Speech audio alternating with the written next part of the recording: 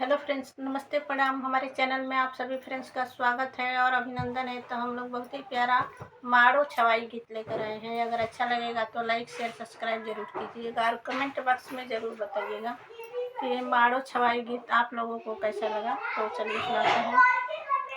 के कर बसवा काटावल मड़वा छवावल हो, के कर बसवा काटावल मड़वा छवावल हो।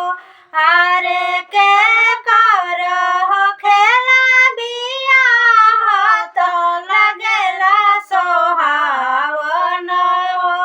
अरे के कर हो खेला बियाह तो लगेला सोहावन हो।